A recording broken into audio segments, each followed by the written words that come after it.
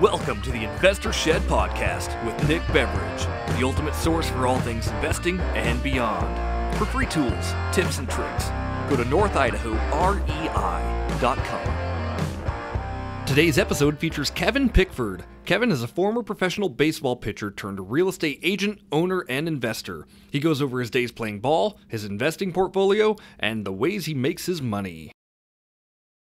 All right, Kevin Pickford, thanks for coming. Yeah, thanks for inviting me. Yeah, so if you don't mind, tell us a little bit about Kevin Pickford and how'd you come to North Idaho? Well, I'm one of those that came from a different state. I'm not going to say what state because people will hang up now or not stop listening. But I came up from Fresno, California. Fresno, okay. Yeah, we moved up here 15 years ago. Yeah, so a long time ago. Okay, yeah, gotcha. Yeah. So 2005-ish? Yeah, so About the time I was graduating high school. We bought our home in 2004. Thanks, young guy. Oh, sorry. So 2004 we bought it, moved up here in 05, I believe. Yeah. Like that. Okay. So What made you want to come here? Just slow down the pace of living. Just somewhere there's 4 seasons. Now we're looking at sometimes in these long winters going, what did we do? No. My family, we also migrated from like San Diego. Oh, gotcha. From Southern California. Yeah. And my dad was, every winter he was like, why did we do this? Right, we got to go back. Yeah, right. And he's still here. It's not so much the winters. It's like February and March. And even now wearing a jacket still in May. Right? Yeah. It's just like, hey, it's time to be in some shorts and flip-flops and get that heat. So every year is a little bit different, but it is. I stopped wearing jackets. But every year I get one year April. closer to becoming a snowbird. Right? Really? Yeah. Are you tempted to go back, or No, go somewhere else? We'll eventually buy a home. When I say we, my wife and I, in Gilbert, Arizona, or somewhere in Arizona.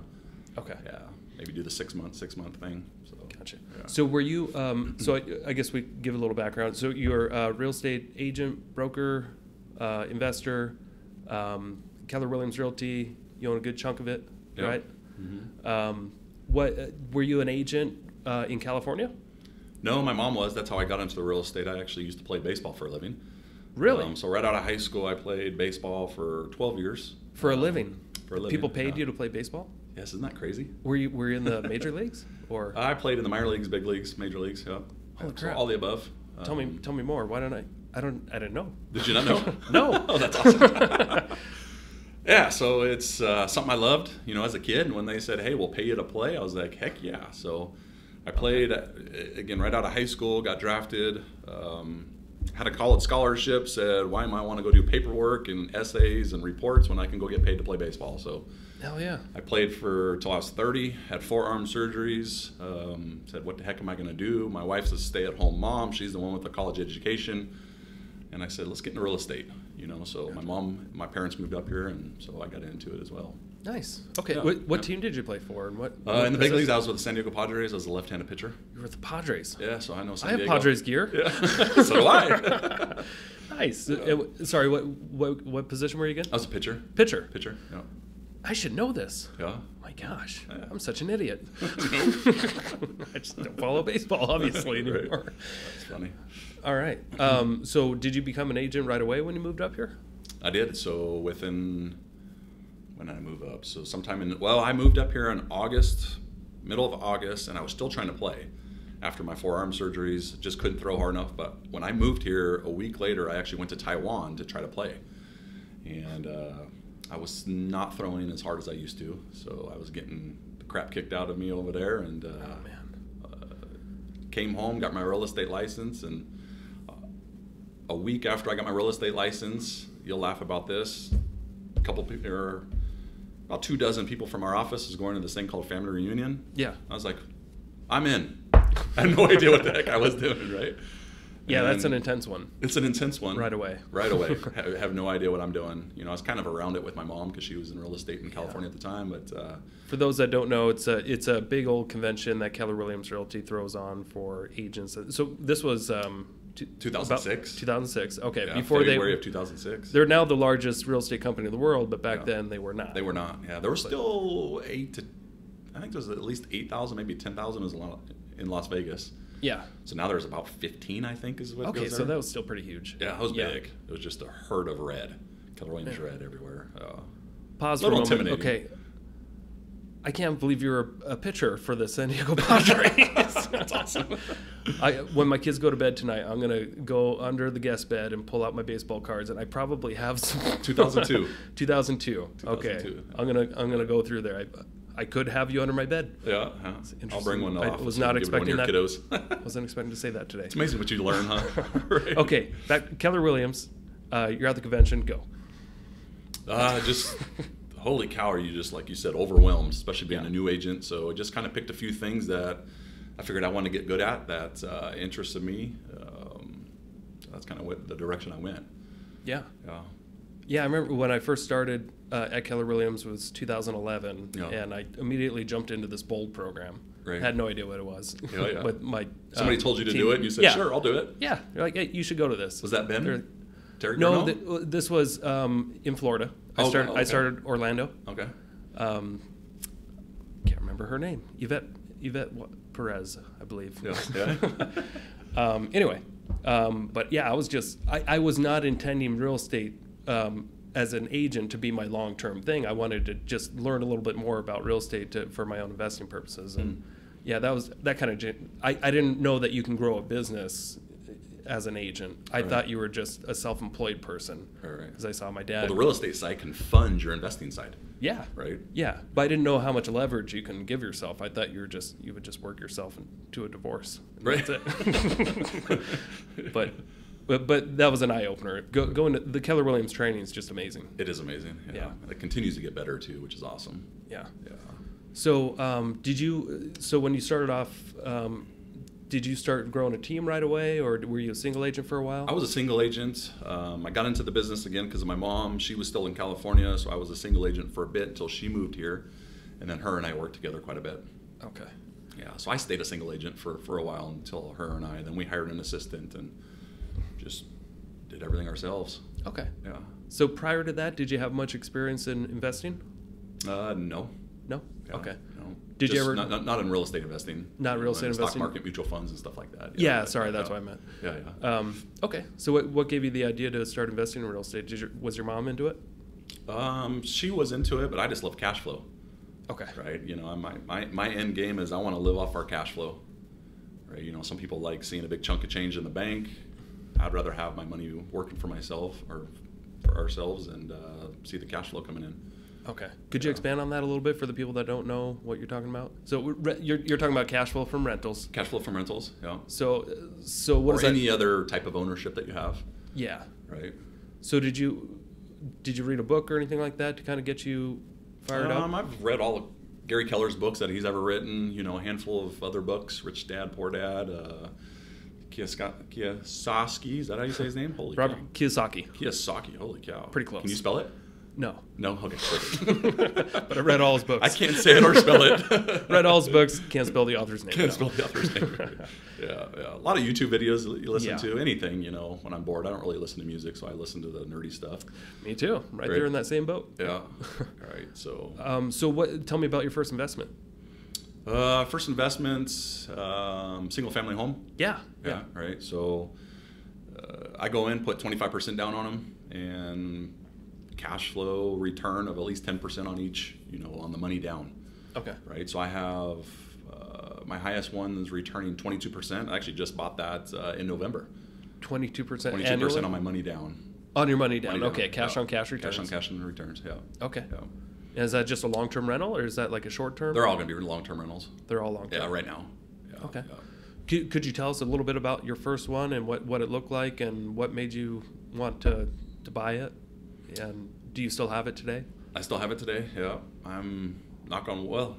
I guess I do flipping too, but that's a different side. So the investing part I want to try to keep for as long as I can. Yeah. So we still have it. What I pay for it, $157, I believe, is what I paid for it. So I put 25% down, whatever that number ends up being. Got a 4.5% interest rate, and we're cash flowing $465, $455, somewhere around there a month on it. That's a pretty good price. Do you remember what year that was? Ish? 6 years ago. Okay. Yeah. So a good time to be buying. Right. 6 years ago. Yeah. So A few months later, bought another one, then bought another one. You know, the goal is to try to buy at least 1 or 2 a year that I keep. Yeah. You know, not flip. So in our local market, yeah. So if you bought something 6 years ago, it's at least worth $200,000 more than what you paid for it, right? Have you? Oh, yeah. Have you? It's double. Have you leveraged that at all with like HELOCs or anything to buy more properties? Mm-mm. No, you just kept it. So you just kept it. Yeah. Gotcha. So what I do is with the cash flow of all of my investments, just grab that, what I make, and keep a reserve in this account, the rental account that we call it. Yeah. And then pay one of them down faster and just keep paying those down. So one's paid off, or once they're paid off, this one will pay this one off, this one will pay this one off. Okay. And continue to go that way. Yeah. So in the last 6 years, how many single families were you able to accumulate? Right now we're carrying just 4. Just 4. Okay. Yeah. So we're sitting nice in all of them. Are you doing your own property management, or do you have? Yeah. Oh, which is what are you doing? my issue is I'm just too nice. Yeah. Right? That sounds bad, but it's just it's all right. I'm gonna be late here. I'm gonna be late there, but people always catch up, and I don't know. You must have. So you have nice houses, I'm guessing. Then they're nicer homes. Yeah, nicer, they're decent homes. Single family. Yeah. Okay. Yeah. Do you have any plans to have a property manager in the future? Or? Once I get up to a handful, or if we decide to leave the area. Right now, most of them have just been all referrals. Okay. You know, from other agents. So I figured if Nick gives me a referral, then they're gonna like you and not want to burn any bridges. So I'll take them on. Gotcha. Yeah. So you don't even advertise these? I don't advertise them at all. Right? Yeah. That's so laid back. Yeah. God, yeah. Must be doing well. Right. Awesome. So how do you decide what you're going to keep and what you're going to flip? I just go into it knowing what I'm going to buy, right? So if I know if there's a lot of money to be made in there, I'll flip it. I've flipped quite a few homes, over the last 8 years or so. Yeah. My last really good one was in Dalton Gardens about a year and a half ago. Made $80,000 on that. And that was like a long-term short sell, right? Long-term short sell. Can you tell us? Can you go into that a little bit? Because I'm sure people will be interested. I mean, it was a short sell. Obviously, the name will boggle some people because you're selling. Oxymoron. It was not short. Yeah, right? It was not short. It was a long-term. It was a listing that somebody came to me and said they needed to sell their home because they're behind on their payments, and it's when short sales were fairly popular. Yeah. But it took over 2 years. Yeah. I remember being on vacation with my family and the bank calling and saying, "Hey, do you still want to buy this?" I'm like, "Absolutely, for the right price, we'll buy anything, right?" Right. So I think I remember a couple of years ago you came by my office and you said you just got this one that you've been working on for a long time. For a long time. And I think it still needed to be fixed up, didn't it? Yeah, but I didn't do anything to it. I cleaned it out because they were hoarders. I spent $500 to clean it out and didn't even put it on the market and sold it to Neil McClellan's clients here in the office. Very nice. Yeah. So I didn't all by referral again. All by referral. Yeah. So those who don't know, a short sale, that's when you are buying a property short of what they owe on the mortgage, and you're getting an approval through the bank to do that transaction, and they'll usually just forgive the debt. Right. I paid $225 or $235 for that, and they owed about $100,000 more. Oh wow! And they forgave the debt. Yeah.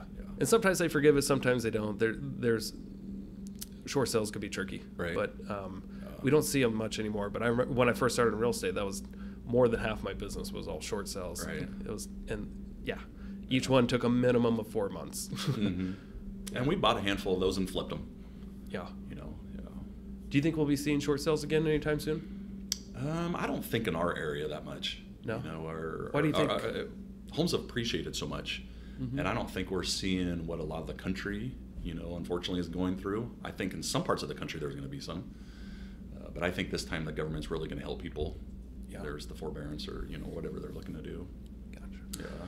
So could you tell us a little bit more about the brokerage in Keller Williams and what got you interested to actually own a piece of our local market center here, and if you don't mind sharing like what that looks like and what kind of responsibilities you have? Yeah.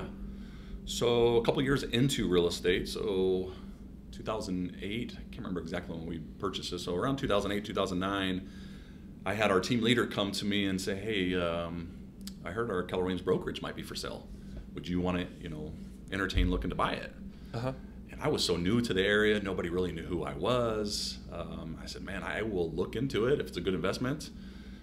I'll do anything with my mom at the time because she was a very, very smart lady." I loved your mom. Yeah, she was awesome. She was awesome such a lady. great But I know she had a great business background to her. You know, Yeah. she didn't come from sports where it was just, hey, go strike somebody out. It was, hey, let's figure out the business part of it. So I said, if you get a few other people that have great reputations in town, you know, personally, I'll really look into it. So we brought on TJ Barnhart and Mike Threadgill, and so it was the four of us, including Dennis Ranch, who owned a couple of Keller Williams over in the Seattle area, which he still does. So he had some experience. So he had some experience with the Keller Williams model. With Keller Williams model and all that. And then, there it is. Everything's a model and everything's a system with Keller Williams. So and then that is a really good group of people, though. Yeah, it was great. I mean, the crazy thing is we're good friends, but Mike and TJ and I, we didn't know each other. Oh, okay. Right. So it was just like, hey, Nick, how you doing? Let's buy this thing together. How much money you got? You got enough to write a check for this, right? So we bought Keller Williams. Gotcha. Do you mind telling at the time what that went for? We got a good price for it. Are you allowed to disclose that, or does that have to be confidential? I was probably confident. Okay. We got a really good price for it. Okay. So you brought in four people, including Dennis, 5, I guess, that can negotiate pretty well, I guess. Yeah. Right. Okay. Yeah. Gotcha. So it's definitely paid itself off. I'll put it that way. I would imagine so. Yeah. And Keller Williams is a different model. Yeah. Right. So it's the local owners, if it's run right and the market's well, you can make some money. You're not going to become a multimillionaire or anything. No, right? Because you split the profits. It's great cash flow, though. It's great cash flow. Great that's for what I building look relationships. At, right? So yeah, interesting. We don't have to talk about it, but I do. And I think I want to talk about it. Well, no, and I was going to tell you. I think last year, and I didn't count them yesterday or today, but I did when I was doing my taxes. I made money 7 different ways. So 7 different ways coming in, and you look at that sometimes, and if people are only making money one way, I think that's where they can get stuck in a down market or any type of market, right? Yeah. Right. So I'm guessing you have, listeners that are school teachers, and that's how they only make their money. Well, if you're looking for investors, I think that's so risky. It is risky. I think that's the scariest thing to me growing up as a teenager, right, and thinking about, holy crap, in a few years I'm going to have to get a job.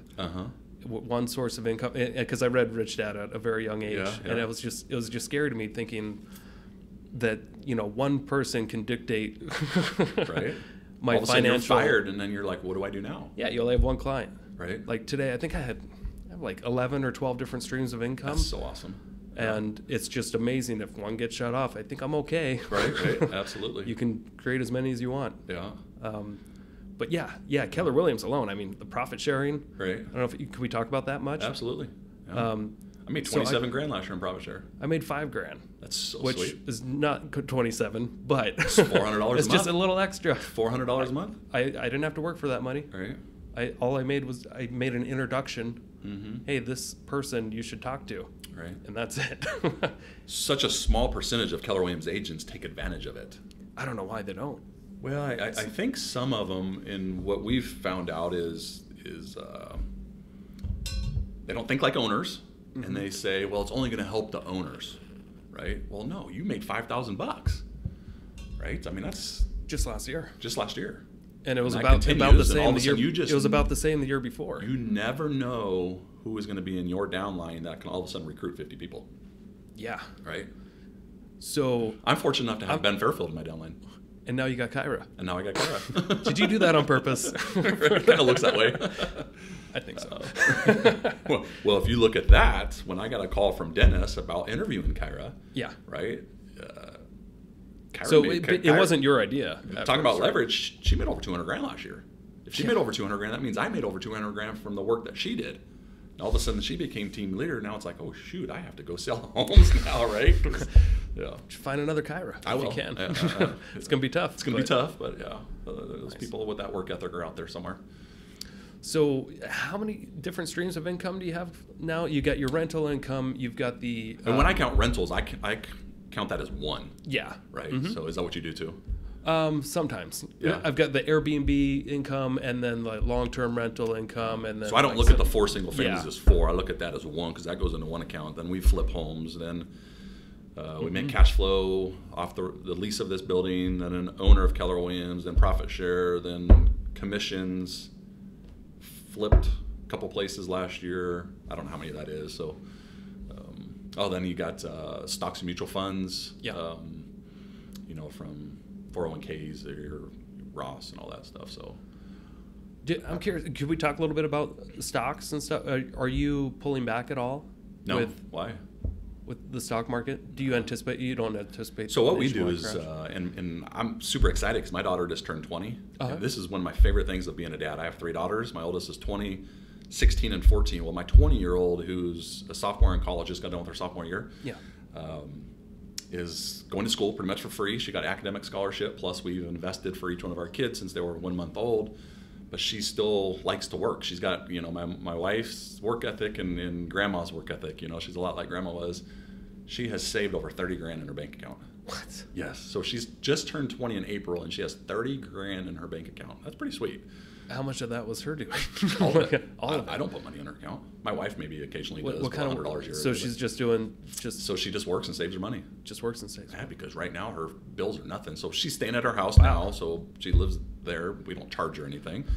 But yeah, she's going to school, going to be a nurse, and That's got to feel great. it's awesome, right? So Yeah. I tell her. But also, what I was getting at on top of that is she contributes to a Roth IRA every month, right? And so I just said, hey, even if listeners out there, just start with $50 a month. She's doing more than that. Yeah. But man, I just said, hey, you're going to be a millionaire by the time you're like 50. Yeah, you got to start so young. You got to start young. It's just So compounding interest, right? Yeah. I Right? started my daughter off when she was 6 months with like a universal insurance plan Yeah. that like accumulates savings Gotcha. over time. Yeah. And then she can just take over that Yeah. when she's 18. I did So the we same for started our myself. kids on an account. I can't remember if it's called an UGBA or the exact term for it, but they got the lump sum when they were 25.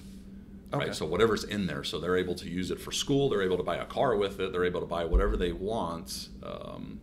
But when they're 25, they get the lump sum that's left. Right. So what I've seen her do is go, oh man, do I need that? Do I need this? No, I don't. Right. So Yeah. she's become smart and wise with her money. And it's awesome to see. There's a lot of adults out there that don't have 30 grand in the bank. No, there's not. Right. Yeah. My assistant just made 30 grand. No, that's awesome. That's great for what you guys did too. And that's who brought him the buyer? You guys did. Thank you very much. Yeah. It's a tight niche community here. That's it, right? 2 offices down. And looking at the comp, they got a good deal. They got a good deal. Yeah. Everybody got a good deal. Yeah. But for her to make 30 grand like that, I mean, 30 grand's a whole lot of money. But It's life-changing. It's life changing, and I know she was excited, and Yeah, she appreciated that though. Yeah. of course. Yeah. Well, So- you have talent there, right? So how do you don't want talent to leave? So No. What do? You help them out. That's the whole business. That's it. Is Yeah. just making sure we're hitting their goals, That's it. and Yeah. our goals are hit by. Yeah. That's all you got to do. Just focus on helping people get what they want. You'll get what you want. Absolutely. I truly believe that. Yeah. I do too. Yeah. Yeah. So how much time in a day are you spending on all your businesses? Like, do you really? Well, now it's actually changed even more. It's changed a lot, right? Right. Yeah. Just in the last few months, becoming the OP role, right? It's a lot of Zoom calls, listen to Gary Keller, which we did this morning, a lot of leadership stuff. And so, our job is to hold Kyra accountable, or the team leader accountable. But also with her being new, I just don't want to throw her to the wolves, which she's good at. But Yeah. we're trying to get some love back into our office, back into our agents here, and part of our job is to get out and recruit. Gotcha. Right. So it's time blocking for that. Time blocking, like you said, you just got to look at it all. Yeah. It's amazing what the calendar is, right? Yeah. Yeah. The calendar just controls me. It does, right? But if it's not on the calendar, what does Gary Keller say? It doesn't exist, right? Yeah. Yeah. And that is very This true. Just, Yeah. I But think that's the I best- think I do a very good job with the family stuff too, because I still have 2 girls in high school. One's going to be joining high school, and they love sports. Yeah. Right. So I pencil out the times they want to train or do some other things for basketball or whatever sport they're in. I coach a lot, and so that goes on my time block first, and then everything else goes around it. Yeah. You know. So this podcast is more geared towards just real estate investors. Yeah. You doing it all. Would you recommend that? Do you think every investor should have their real estate license, or do you have any opinion on that? I think if an investor can get lined up with a realtor like yourself that understands the investing, then no, I don't think they need to get their license. Right? Okay. As long as they have somebody they know, like, and trust, and And if that agent says, hey, I'm going to be finding you deals, but just so you know, if I show you 5, I'm going to probably buy 2 of them, and you have the opportunity to buy a couple of them too, right? Right. So sometimes, if they don't want that person that has the opportunity, they can dive in too, right? Okay. Right. So Gotcha. I don't think they need to be licensed. A lot of people don't want to go through all that. Right. They just say, hey, go find me a deal and go write it up, right? I got a buddy that actually jump-started me into a lot of the flipping and said, hey, let's just go find deals. Yeah. Right. What part of investing have you what have you enjoyed the most? Single family rental investing, flip investing, or like business investing? Whatever the market's in. Okay. Right. So it's weird, and how long have I been doing this? 13, 14 years. Uh-huh. Seems like about every 18 to 24 months I get bored. Right. I need something else to do. I really enjoy the flipping part of it. I was buying quite a few homes at the courthouses, when that time was when the foreclosure markets were big, but there were a lot of competition down there, and those guys started spending $200,000 to make $5,000. Yeah. I don't like those margins. Right. Right. So it was me and a buddy flipping homes. He was in construction, so he's a contractor. And so what I would do is I just wouldn't take a commission on that part. And if anything that we had to do, if we had to finish a basement for $30,000, we would pay the people doing it, but he wouldn't take money on top of that $30,000, right? Like 10 or 15% or whatever it looks like, right? Okay. I really like the flipping part of it. That is fun, but I also, if I'm going to spend $200,000 and he's going to spend $200,000, we better have a nice rate of return. When you were doing that pretty heavily for a while, right? Yeah. Was that just what you did full time, or were you No, I still also did working real with estate, clients? yeah. So you were still working with buyers and sellers. Yeah. So I can't remember what year it was. I flipped 8 or 9 homes, made in the 6 figures personally from there, and still sold about 30-something homes that year. Nice. Yeah. So when did you bring on a buyer's agent? Well, me and my mom kind of split that role. She was working with a lot of the buyers too, and then she became the OP, so that kind of stopped. So it was a handful of years ago. So I worked with Josh Crothers for a long time. Did you? Yeah. Okay. Yeah. So, He just showed my listings. 2 days ago. Oh, Josh is awesome. Yeah. Yeah, Josh is a good guy. And then, just finding somebody who can run like Kyra was able to. There's no need to go out and find other people when she can do 48 on her own. Yeah. I think that's what she did last year. Yeah. So are you actively looking for a new agent then at this time? So what we're doing right now is Kyra and I are just working with our sphere of influence. People that we've done deals with the past or friends and family. Other than that, we're not chasing any other business or doing stuff like that. So if anything comes in, we'll refer it out. Gotcha. Yeah. So that part of your business, the real estate sales, you're kind of dialing that down a little bit, or just taking what's coming? Just taking what's coming. Yeah. Yeah. So the goal is still to make enough, right? We still both have goals, but then also now becoming the OP again, you're gonna just take some of that time and go put it into other people. Yeah. Right. Do you feel like with business or opportunities, does it start with the person? Like if you found if the right Kyra came around again, would you just ramp that sales side up again? Yeah, I believe so. You feel that? Yeah. Okay. Yeah. If you can find that person. Okay. What they say in The Prophet? Do you watch that show? The People, Prophet? Process, and system. What is it? Process, people, process. Yeah. I don't think It's I've seen definitely that on the show. people. You would like it. Yeah. Yeah. Marcus Lemonis. Spell that name too. I can't. He's a billionaire, but he goes in and helps buy his companies and turns them around. Okay. There's some drama included in that show, which I don't like. I just kind of fast forward it, but it is pretty cool to watch. Yeah, I don't have cable. It's just Netflix. YouTube. Okay. It's probably on YouTube. I'm guessing. I guess everything's on YouTube. Yeah, everything's on YouTube. All right. Yeah. Do you have any advice for the investors out there that might be struggling finding deals? Well, I think investors get stuck if they don't think they have the money. Yeah. Money is never an issue. And when I say never, money is never an issue. If it's a good enough deal, there will be money to be, people will invest with you. Right? Have you done? I think so. Yeah. I mean, I bought my first. The first house we bought didn't use my own money, and right. You don't have to. You don't have to because the deal. I mean, I bought a house for $44,000. Right. And that was enough. Yeah. So I know personally, money's not an issue. It's just having the right deal. Well, it's having the right character too. It's because I don't even care if if you find a flip that you can purchase for $400,000 and it's worth $550. You can go find $400,000 or more. Yeah. Right. So even at the small amount of $44,000, that's easy to find. But if somebody's out there and they say, hey, I got a great deal at 400 grand or 500 grand and it's worth this, there's always money to be found. Yeah. All right. Are you, what do you think of multifamily in this area? Have you given it much I think thought? the rents are a little low on them. Yeah. Right. Really? So the cash returns a little. I've seen them tick up a tad, but I have looked into possibly buying or building a triplex or a fourplex. Okay. Just finding some dirt. I already have a builder lined up that would go, and he'd even talk about partnering on something like that. But I think it's great. Okay. Especially if you're a first time investor. Shoot, I'd go buy a duplex or a triplex and live in one of the units. Yeah. Right? Yeah, I recommend that a lot. Absolutely. It's a great way to start. Get an FHA loan and rock. And just save up $5,000 or Whatever whatever you it need for the takes. down payment. Yeah. Okay. Cool. Go sell a car. Go buy a house. Well, actually, that's what I did. On our first property, I had to sell my motorcycle the hard money lender at least wanted like $1,000 down. Yeah. Didn't even have that. That's awesome. But I had this bike, so sold it for $1,700, made it work. And look what you did. Yeah, had an extra $700 to make payments. How much is that $1,700 worth now? We made $44,500 on that. So you can buy a couple Harleys. Could have never.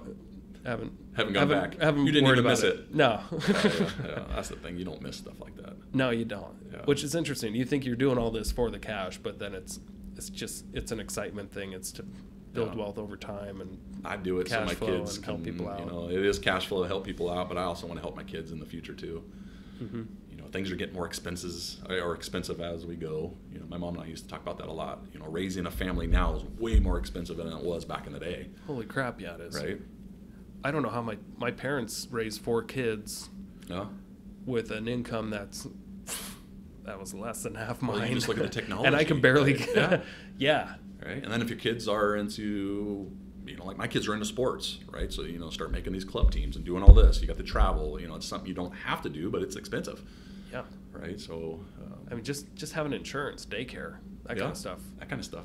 Yeah. Between insurance and daycare, you got to sell 2 houses. Yeah, we spent like $2,400 a month just in insurance and daycare for 2 kids. Yeah. Anyway, don't have to get into that too much. But no, but it is more expensive. So. All right. Well, thanks for doing this. Absolutely. I appreciate it. Yeah, these are awesome. Yeah. So, what's next for you?